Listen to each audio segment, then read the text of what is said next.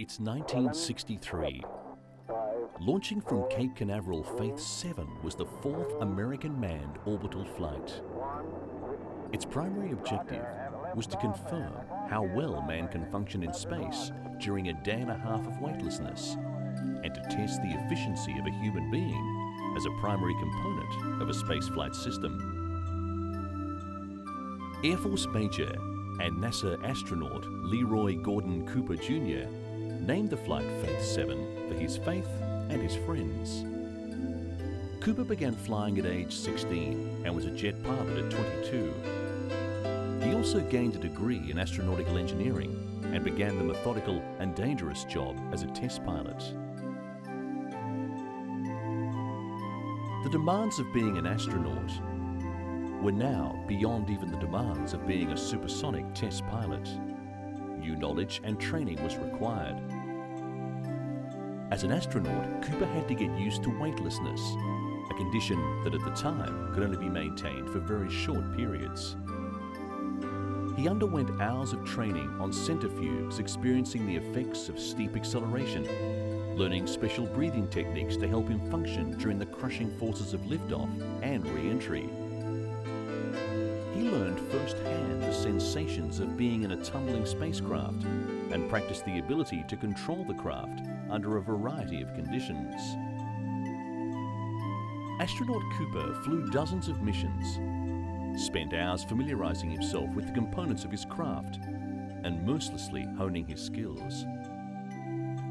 He learned operational procedures and emergency techniques.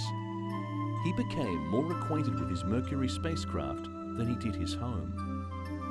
And he was trained to survive wherever the spacecraft came down.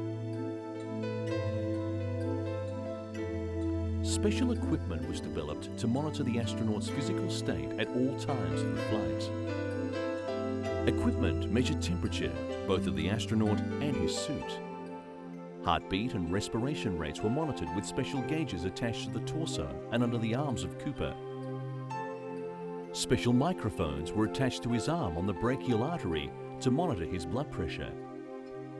The electrical output of the microphone and other gauges were fed into a single telemetry unit and changed into electrical signals. This was then transmitted via radio to doctors on Earth. Repeated use of this exerciser during the flight was also programmed to yield additional cardiovascular data on exertion while weightless. Relatively flexible use of his hands and arms are possible during normal flight since his suit is not normally pressurized. The atmosphere within his cabin is maintained at a life-supporting pressure. In an emergency in the cabin, his suit would be immediately repressurized to protect the astronaut. The suit is thoroughly checked just before launch. When Cooper left the preparation area to board the transfer van to take him to the launch gantry, he knew that his spacecraft had also been given a thorough examination in preparation for the flight.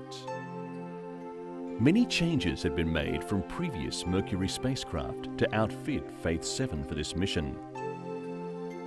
The 95-foot space vehicle consists of a reliable 3-engine Atlas booster and sustainer, the spacecraft, and the escape tower.